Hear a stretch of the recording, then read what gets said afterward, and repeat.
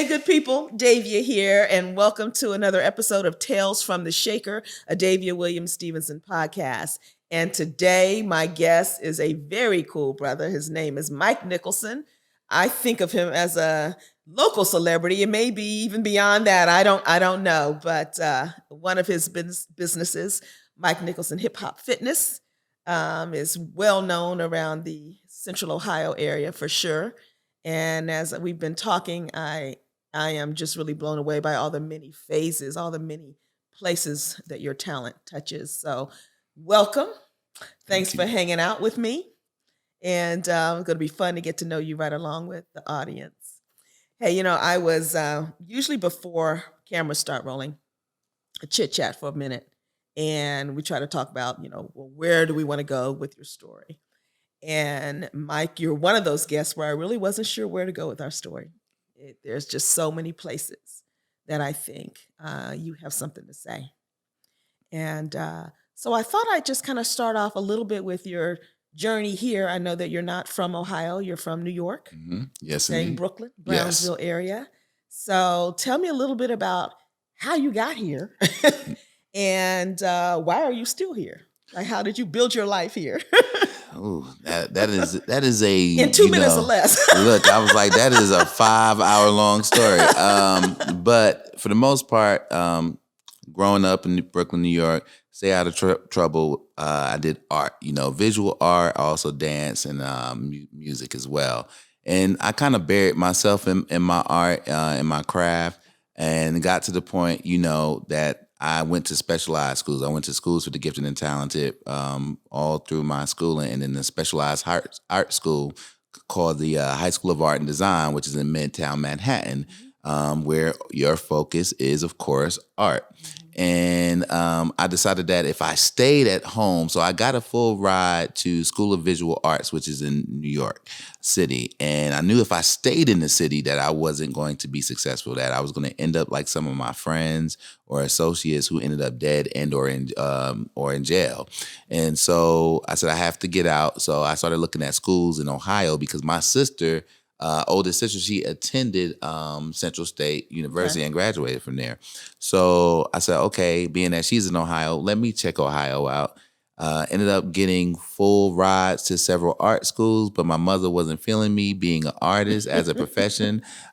So she instructed me that I had to apply to a liberal arts school, at least one. And if I didn't get into it, then I can go to these art schools, and she was going to cover my cost for apartments, because one of the schools I got a full ride for too that I was going to go to was CCAD. And so at the time they didn't have dorms, it was apartments.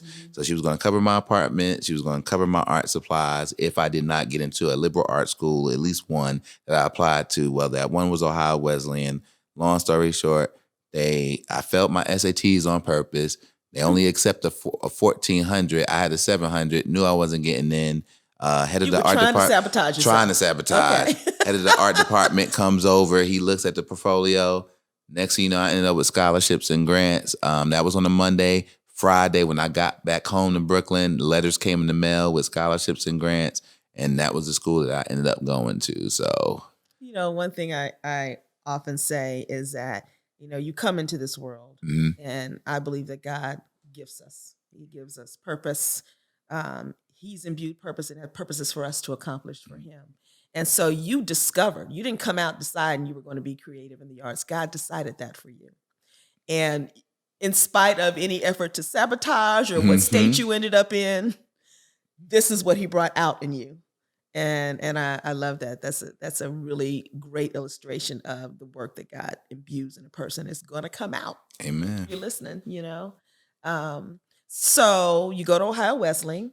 You end up with, did you get an art degree or fine arts degree? Or? Yeah, so originally I went in as a double major for theology and French. And okay. Yeah, a lot of people don't realize like I'm really good as it pertains to reading French. Horrible at speaking it, but did a program when I went over to Europe for a few, weeks or whatever. I spent time in England, spent time in France. And that was because I excelled in French, and that was the premise of the program.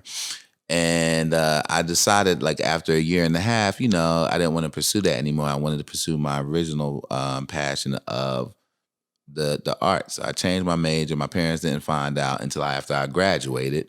So my mother was a little hot. But I got a BFA from Ohio Wesleyan University. Okay. And I also did some schooling, art classes at Ohio State as well. Okay. So, and you mentioned theology. Yes. Yeah. So, was that one of your majors as well? Or that was just some of Ooh. the original So intent? Okay. I changed my major to fine art, got the BFA, and then I minored in theater and dance. Okay, you went a whole, so that was a Totally big different route. surprise to your Yes. mom. Okay, okay. I love that though. I love that you had the wisdom as a young man to know that this environment is, I'm going to get lost in this Hmm. environment.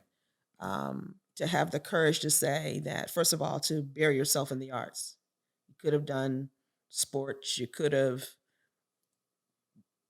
participated in the underworld or whatever Hmm. activities that were going on in your community, but you had enough self-knowledge to know that, okay, I need to take this passion and I need to have it get me out of here. Hmm.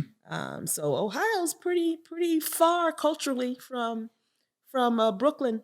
Yes, it totally is. Yeah, so that had to been an interesting kind of culture shock there too. The culture shock was extreme because I'm coming from, again, Brownsville, Brooklyn, where the only type of the demographic, this is like the for real demographic. We had one white person that lived in pretty much all of Brownsville. It might have been a total of five, but there were no white people that lived in Brownsville, Brooklyn, except for Mr. Pete for the most part.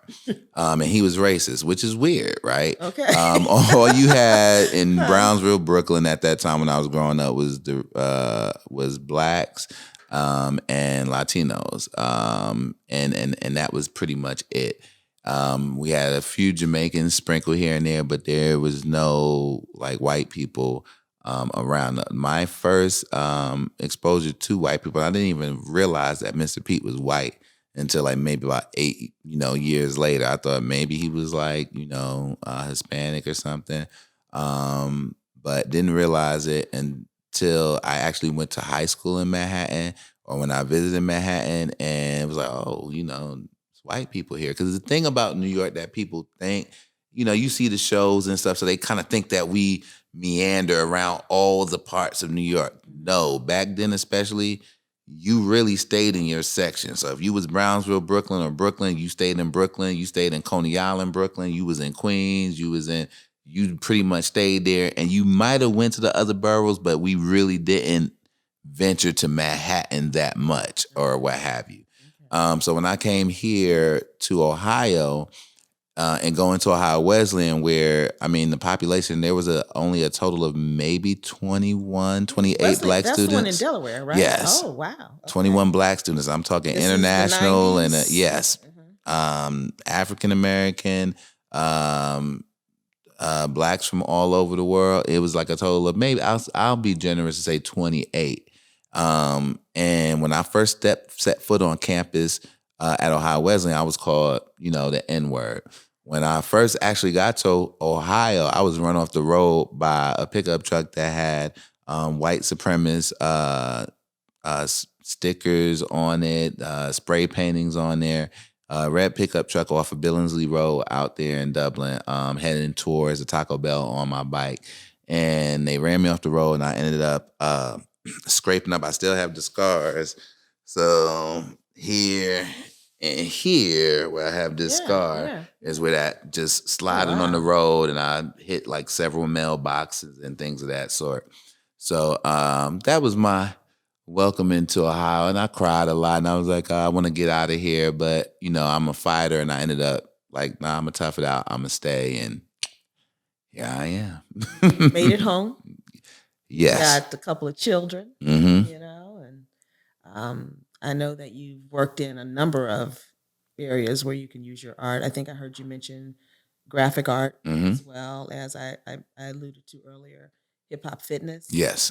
Um, I think I heard you say you talked about directing one of the renowned choirs here in the Columbus area, Saint New Salem's choir. So you've exercise, you found outlets for Yes. your art in a number of ways. That's really cool. Do you see any of those tendencies in your sons? I see more of the entrepreneurial. Yes. So my youngest son, he's 4, Evander, very artistic from what I've seen currently at this time, and he is very good with his hands, like building stuff. So he helped me put together a side table just this week, using a screwdrivers, the real screwdrivers. And I mean, Okay. I let him and he figured it out. Coordinated. No, Okay. right. And my oldest son is more of the hustle side of me. Okay.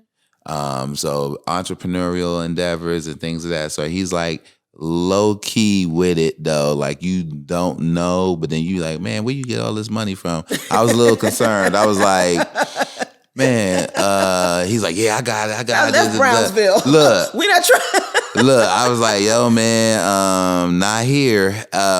But he got all his money, like, a few times I'm like, man, where you get this money from? Oh, maybe you got it from your grandparents, Christmas, your birthday. Nah, man, so I bought these tickets for just recently he bought like these tickets at a low price, let's say $10 for that high school, the championship or playoff games and stuff that was happening, right? He bought them for a low price and sold them for like $75 a pop.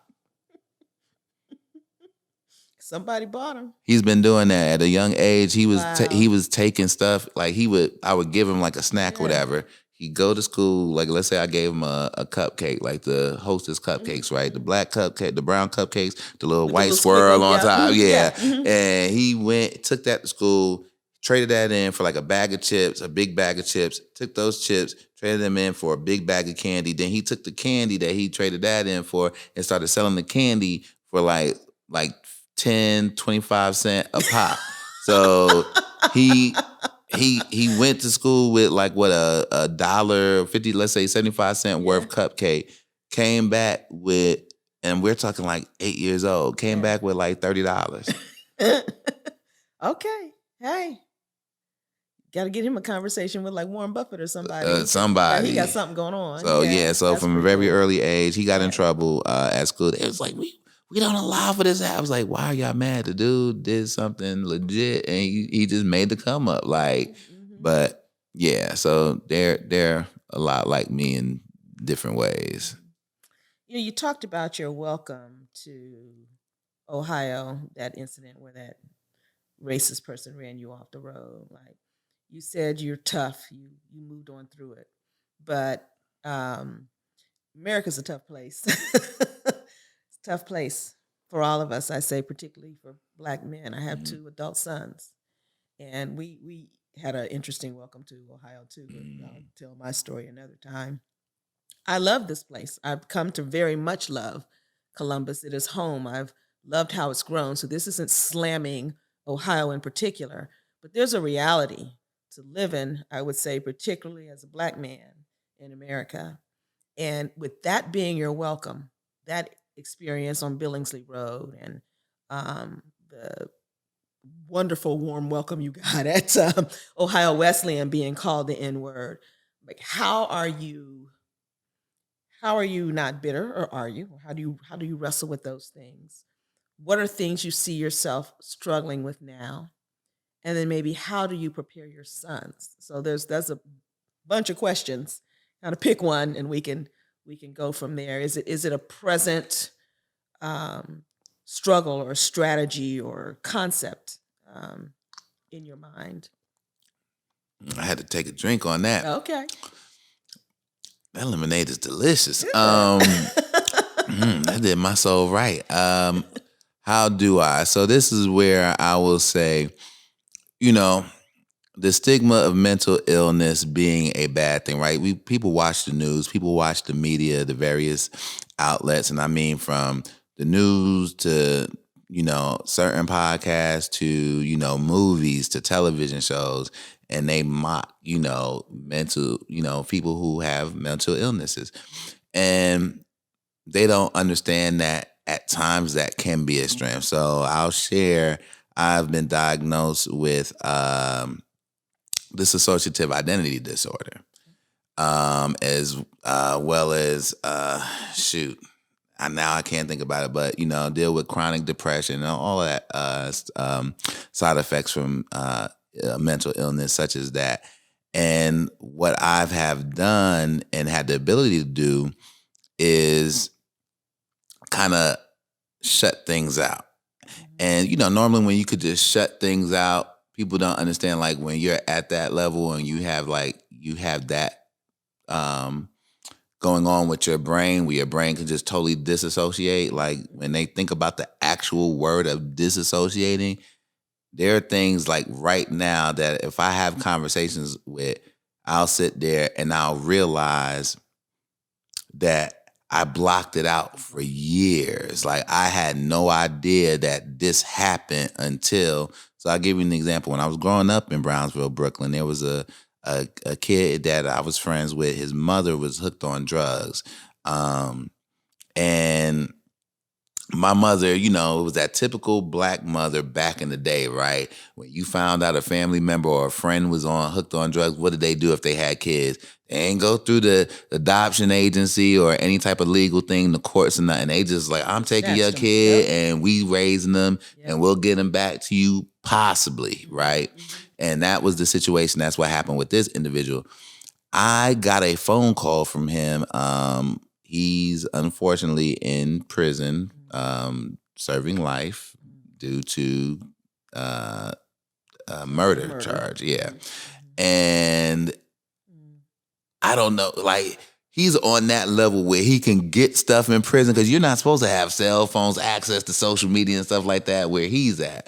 And this dude just calls me up, like, right. Like, I'm sitting up there, I was like, what number is this? I pick up the phone, I'm like, hey. He's like, hey, Mike, what's up? And I was like, who is this? He says his name. I was like, and as soon as he said it, I kind of went back like this. And my then girlfriend, now wife, she was like, you act like you seen a ghost. And so talked to him for an hour. After I got off, I was like, oh my gosh, I totally blocked this whole thing out.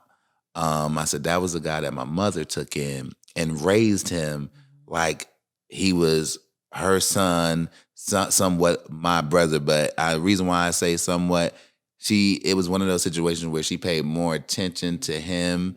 And I kind of got it, he needed that extra, whatever. But that did kind of affect me. Let me just give a minute so dissociative identity disorder. Many people have experiences of dissociation.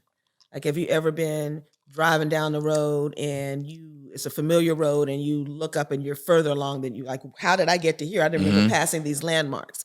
That's a form of dissociation where you can miss time, you can miss events, and oftentimes it's a coping mechanism for traumatic experiences. And so people are familiar with the movie from way back called Sybil, and Sybil had all of these different personalities. And the goal was to try to get Sybil down to one personality. That is no longer the goal with dissociative identity disorder. And for everybody, it doesn't manifest itself in different personalities. Some is just you can move this segment of time over here and not deal with it but it's always arises as some type of coping mechanism. Right.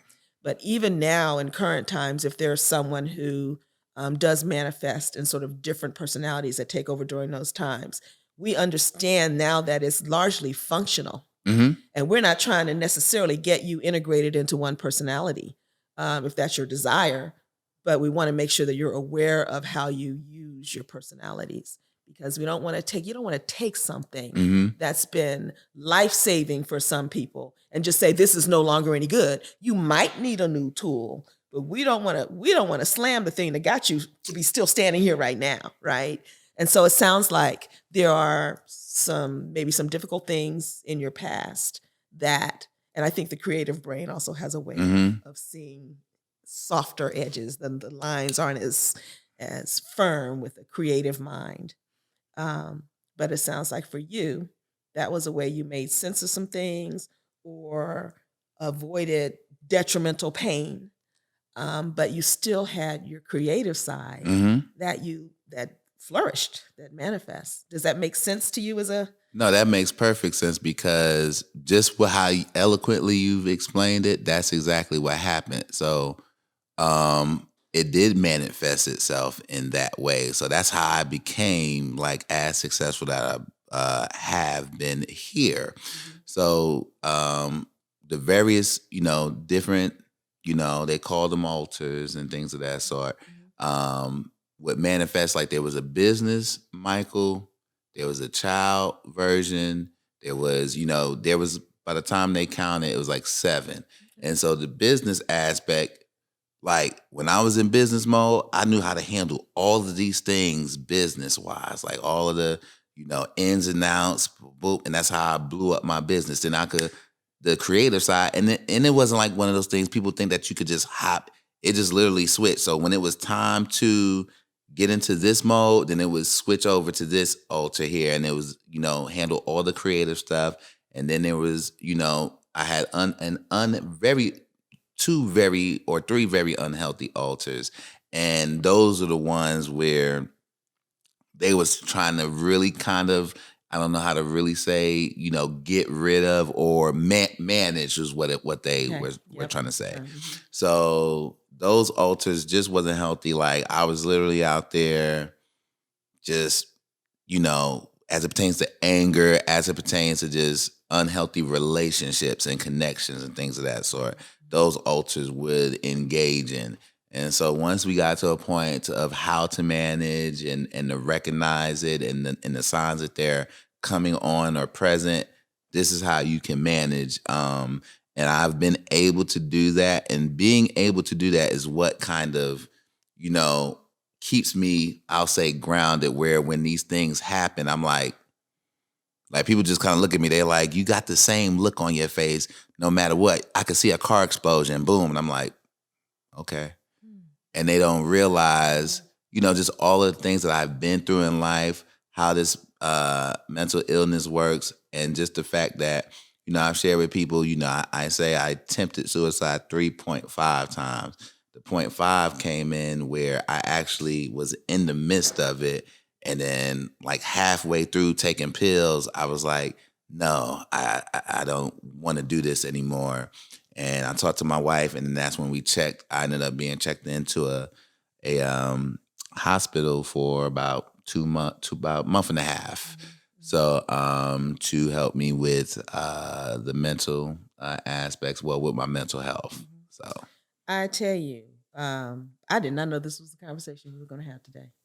I didn't know anything about this part of your story. And I'm just beyond honored, frankly, that you would come over here and share all this with me. And I love that you said there are times when this is your superpower, when it allows you to function. It pulled you from, at one point, clearly one of your altars was dealing with despair. And somebody else said, no, I love that you can see the function in that. So I wonder, do you have mental health care professionals do you have a therapist or psychiatrist that you work with regularly? Yes, I was. But once I got to the point where I managed, then, the goal is for me to go back because there are just some other things that dealing with a mental illness, and then now even the long COVID piece that affects you mentally, and people don't understand that. I mean, family, friends, associate. So my goal is to get back into seeing a mental health professional and to get into what do you call it, a support group as well. That would be great. Yeah. If I can assist you with that, let me know. I will take the assistance. Yeah. I just, first of all, anytime anyone is willing, especially one with a persona that's known. I mean, people know Mike Nicholson, Hip Hop Fitness. They do. And I imagine that's the avenue I'm familiar with. Clearly with all these others, I mean, you were a 14-year choir director at New Salem, like a whole bunch of people know you from that. And so for someone with a public persona to share such vulnerable information, but from a perspective of strength. No, I'm managing, and these things that someone would call. I'm not even sure I like the word illness, mental illness. I don't know what the right word is. We'll have to start. Maybe we'll coin a new phrase at some point about mental capacities or chain differences or something like that. I don't know, because they don't seem to make you so ill. I'm sure depression may. I too have had my own struggles with depression, so I get where that can stump you, both from a clinical standpoint and a personal standpoint. But I love that you talk about it. I know your one son's only 4 years old. Your other one's a teenager. Have you had any of these conversations with him? Is he aware? Always, because you get a lot of pressure in high school, right? And so he's seen my struggles, and I'm very, uh, open and candid and honest and transparent. So I ask him first, "Are you ashamed of me?" With the things that you see, and he's like, "Nope." He was like, "You've explained." So I explained to him the illness. I even gave him the research for him to read about it himself. And was like, at times I may need you. I've shared with him about the suicidal piece, and I was like, so anything that may happen with you or that may go on um, with you, I don't want you to ever feel that you can't go to anybody. Because I tell people I know how it feels to not be able to feel that you can go to somebody and share. And because when I've tried to get help and people, you grow up in the black church, they tell you it's not this, it's the devil and you don't need help. And I'm actually crying out for help. So I was like, I don't ever want any of my kids to be that. And I'm here, for that, just in the event you are going through anything. So those are the conversations we've had. Those are critical conversations from one black man to his son. That is critical. I love that for him. I love that for him. Time is running out. We might have to have another conversation another time. So, Tales from the Shaker, we always end up toasting with something. Today, we are having just a nice, fresh lemonade with mint, ginger beer, and a slice of lemon. It's pretty tasty. It is. Cheers, my brother. Thank you for your time and your story. We're gonna I don't know, I'm sensing some collaboration down the road. We're going to talk when the cameras are off. But this has been